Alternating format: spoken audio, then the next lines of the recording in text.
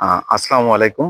আহ, দর্শক, আবার চলে আসছি আমি Mohammad Kamruzzaman, explore world to Kamruzzaman YouTube channel থেকে। আজকে আমরা আসছি পাবনার অন্যতম বিখ্যাত জায়গা, শ্রী শ্রী ঠাকুর অনুকূল চন্দ্র সৎসঙ্গ পরমার্থ তীর্থস্থান আর কি। এটা হেমায়তপুর পাবনা অবস্থিত। পাবনার থেকে, পাবনা শহরের প্রাণকেন্দ্রের খুব কাছে। আপনি চাইলে পরে ইউটিউব গুগল সার্চ করে চলে আসতে পারবেন খুব সহজেই। তো আমরা মূল ফটক দিয়ে ঢুকে পড়েছি। ঢুকে আপনাদের প্রথমেই যেটা দেখাবো, একটু ভাই একটু ডান সাইডে ধরেন। ডান সাইডে সৎসঙ্গ আরোগ্য নিকেতন ও দাতব্য চিকিৎসা কেন্দ্র। এখানে কিন্তু প্রত্যেকদিন সকালবেলা দেখতে পাচ্ছেন ডাক্তার মিন্টু রঞ্জন যায়, BADHMS ঢাকা। প্রত্যেকদিন সকালে এখানে চিকিৎসা হয়, প্লাস বিনামূল্যে ওষুধ বিতরণ করা হয়। আচ্ছা, বাম পাশে যদি দেখি, এটা হচ্ছে শ্রী শ্রী অনুকূল ঠাকুর আশ্রমের নিজস্ব সৎসঙ্গ পাবলিশিং হাউস। এখান থেকে আপনারা আহ, শ্রী শ্রী ঠাকুরের নিজের লেখা বা তার কথিত বাণীগুলো, অন্য কেউ তার সঙ্গে যেহেতু লোক থাকতো যারা এটা নোট ডাউন করতো, তো তাদের লেখা এরকম 140টি বই এখান থেকে পাবলিশ হয়েছে। এবং তার ভক্ত সমাগমদেরও তার দেখে অনুপ্রাণিত হয়ে লেখা আরো প্রায় 100 বই আছে মোটামুটি। এখানে আমরা যত তথ্য জানতে পেরেছি যে প্রায় 250 বা তারও ততোধিক বই এখানে আছে। এখানে আহ, আহ, জানা মতে নিজস্ব প্রেস এখানে ছিল। গত কিছুদিন হচ্ছে প্রেসটা বন্ধ হয়েছে, কারণ যেহেতু যুগোপযোগী অনেক প্রেস চলে আসছে এখানে, সেটা আপডেট করা সম্ভব হয় নাই বিধায় এটা এখন বাইরের থেকে প্রকাশনা হয়। কিন্তু আগে এখানেই উৎপাদন হইতো, বই প্রকাশিত হইতো এখান থেকেই। আচ্ছা, আমরা যদি সামনের দিকে আগাই, ভাই দেখে আগালে এই যে দেখতে পাচ্ছেন সামনে, আপনাদের সামনে যে মন্দিরটা, এটাই হচ্ছে মূল মন্দির, শ্রী মন্দির।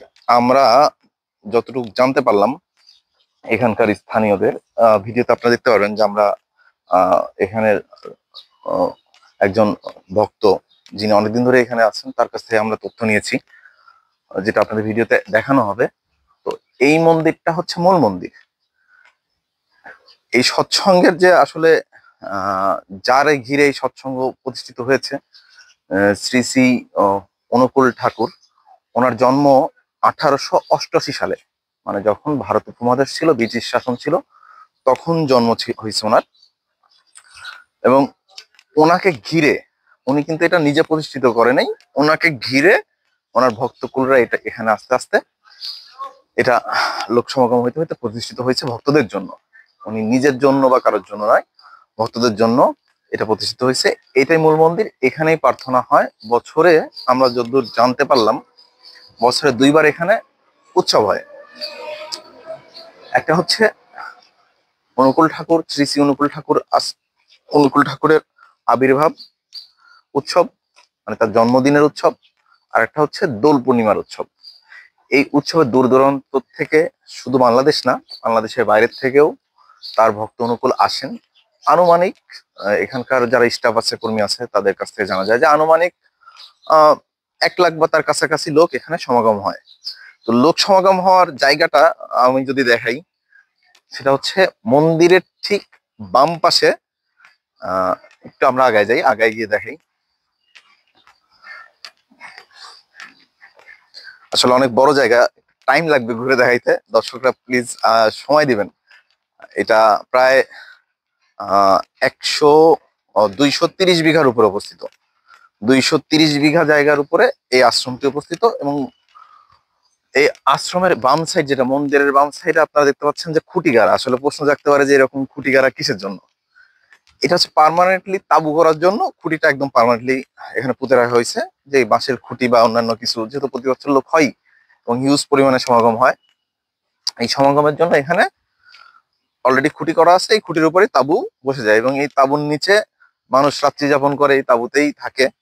এখানে আশ্রম থেকেই রান্না বান্না করা হয়, আশ্রম থেকেই খাবার দেওয়া হয়।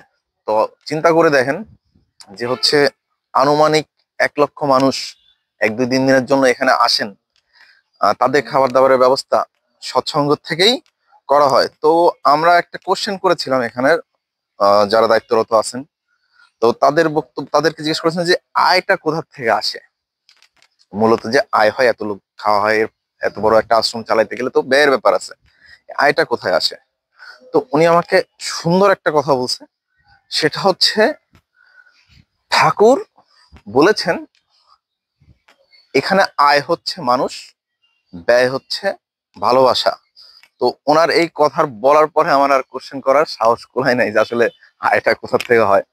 তো আয়ের জায়গা আসলে যারা ভক্তরা আছে তারা এখানে ভালোবেসে অনেক দান দেয় দেশ এবং দেশের বাইরের থেকে। আপনারা দেখতে পাচ্ছেন এখন মূল মন্দির, এই মন্দিরে ঢোকার আমরা চারটা এন্ট্রান্স দেখছি, চারদিক থেকে এই মন্দিরে ঢোকা যায়, এটাই মূল প্রার্থনা ঘর। আচ্ছা, যেখানে ছিলাম যে এতগুলা লোকের খাবারের আয়োজন হয়, এই খাবারের আয়োজনটা কোথায় হয় এখন আপনাদেরকে সেই জায়গাটায় নিয়ে যাচ্ছি। খাবারের আয়োজনে আসলে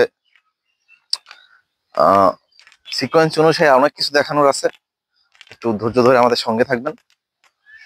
খাবারের জায়গাটায় আমরা যাচ্ছি।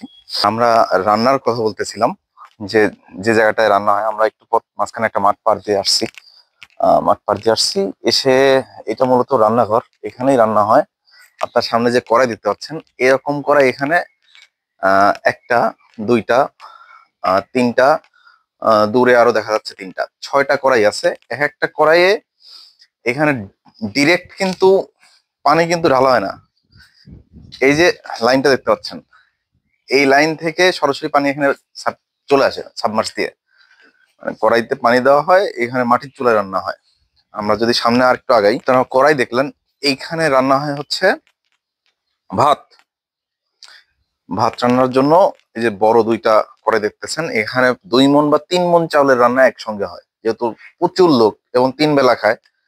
তো এখানে আসলে রান্নার মেনুটা একদম নির্দিষ্ট। এখানে মেনু হচ্ছে নিরামিষ এবং ভাত, সারাদিনই রান্না চলে এবং 3 বেলা খাবার চলে, যারা আসবে সবার জন্য ওপেন। এটাই রান্নাঘর। এখানে পাশে ভান্ডার ঘর আছে যেখানে রান্নাঘরের সামগ্রী থাকে। সামনে আমরা যেটা দেখতে পাচ্ছি যে অনেকটা খাগড়াছড়িতে ঝুলন্ত ব্রিজের মতো বা রাঙামাটির ঝুলন্ত ব্রিজের মতো, এটা হচ্ছে আশ্রমের নিজস্ব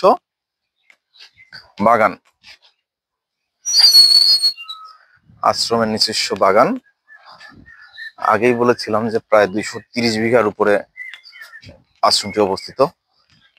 তো আশ্রমের নিজস্ব বাগান, ফলজ, বনজ এবং ভেষজ সব ধরনের গাছই পাবেন এখানে।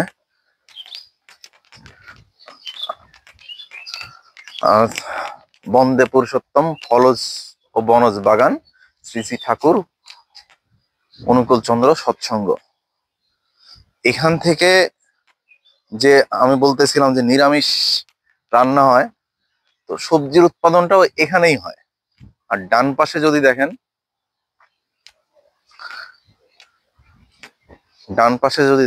আম বাগান, আম বাগানের মধ্যে হচ্ছে সবজি লাগাইছে, ফুলকপি, পাতাকপি দেখা যাচ্ছে, আছে টমেটো গাছ, আলু, শাকসবজি এখানে চাষাবাদ হয়। এই সবজিগুলো এখানে পিছনে ছাত্রাবাস আছে, আপনাদেরকে দেখাবো।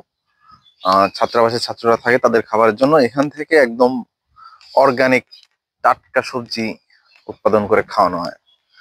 পাশে ফলজ আছে, সিজনাল সব ফলই পাওয়া যাবে। সে ফলগুলাও ছাত্রদের বা যে এখানে যারা কাজ করে ভক্তরা যারা আসে তাদের জন্য খোলা। আচ্ছা, আমরা হচ্ছে বাগানটা আসলে অনেক বড়, বাগানে আমরা সময় আর না দিই অনেক। আপনারা হয়তো একটা ঘন্টার আওয়াজ শুনতে পাচ্ছেন, এটা এখানে যে ছাত্রাবাস আছে বা এখানে পাঠশালাও আছে যেখানে সনাতন ধর্মের শিক্ষা, যেমন আমাদের মুসলমানদের মাদ্রাসা হয় ওরকম আর কি। এখানে শিক্ষা হয়। অলরেডি আপনার বেলের আওয়াজ শুনছেন, হয়তো কোনো ক্লাস শেষ হয়েছে, ক্লাস শেষ হওয়ার পরে যে বেল বা কোনো নির্দিষ্ট কাজ করার সময় হয়ে গেছে তার জন্য বেল বাজছে। আমরা ছাত্রাবাসের দিকে আগাচ্ছি। খামারে হচ্ছে গরু লালন পালন করা হয়, গরুর খাঁটি দুধ।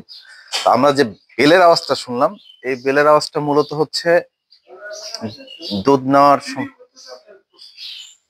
বেলের আওয়াজটা শুনছিলাম, এই বেলের আওয়াজটা ছিল হচ্ছে দুধ নেওয়ার সময় হয়ে গেছে। এখানে যা কিছু কর্ম সম্পাদন হয় সবকিছু বেলের মাধ্যম দিয়ে সময় অনুসরণ করে, সময় মেনটেন করে করা হয়, যে এখন দুধ নেওয়ার টাইম হয়েছে, এখন দুপুরে খাওয়ার টাইম হয়েছে, এখন হচ্ছে প্রসাদ নেওয়ার টাইম হয়েছে, এগুলো সব বেলের মাধ্যম দিয়ে বেল বাজিয়ে জানানো হয়।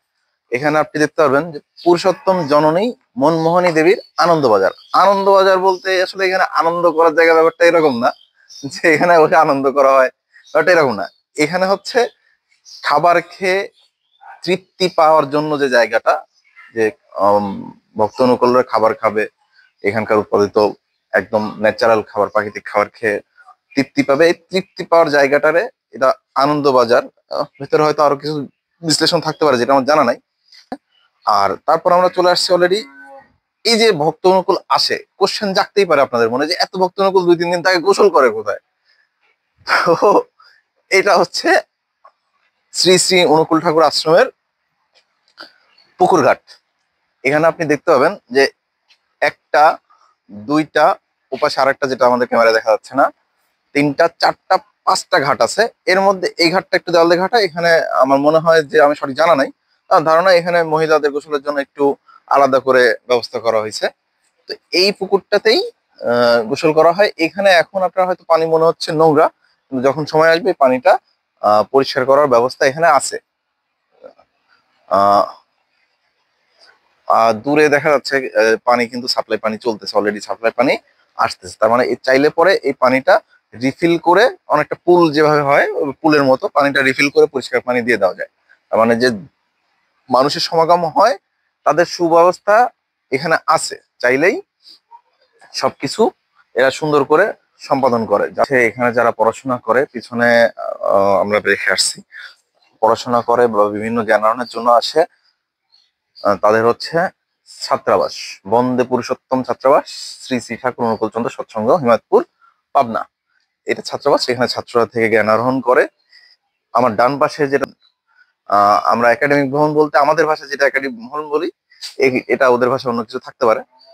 এখানে হচ্ছে এই সৎসঙ্গ পরিচালনার যাবতীয় কার্যক্রম এখান থেকে পরিচালিত হয়। উপরে গেস্ট হাউস আছে, দেশের বিভিন্ন প্রান্ত থেকে যারা আসে ভিতরে।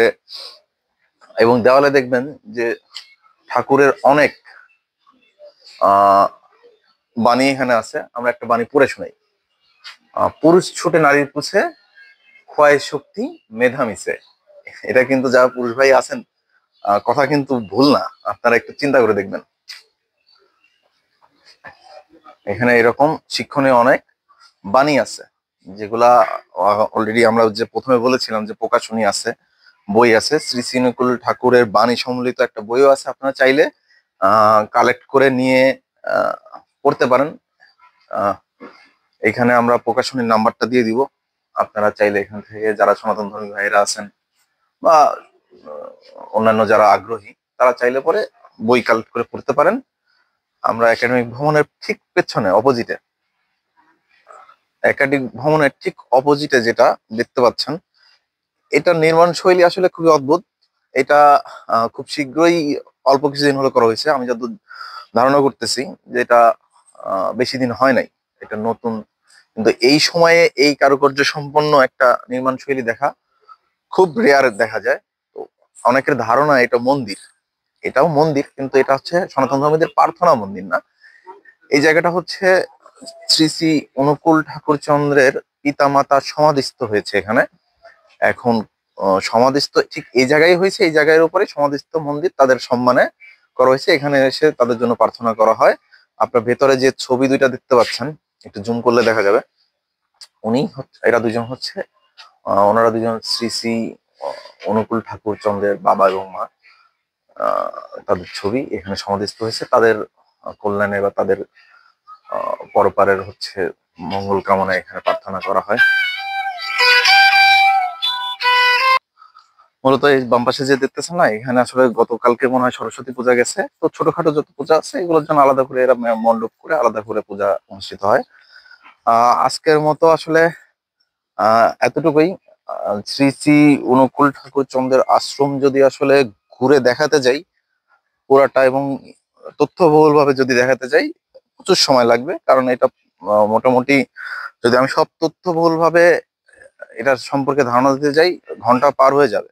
এটা এত বড় একটা জায়গা এবং এদের কার্যক্রমগুলা এত বেশি। আজকের মতো এতটুকুই। পরবর্তী ভিডিওতে ইনশাল্লাহ আবার আপনাদের সঙ্গে দেখা হচ্ছে আরো বেশি তথ্য নিয়ে, আরো নতুন কোনো জায়গা নিয়ে। সঙ্গেই থাকবেন। আসসালামু আলাইকুম।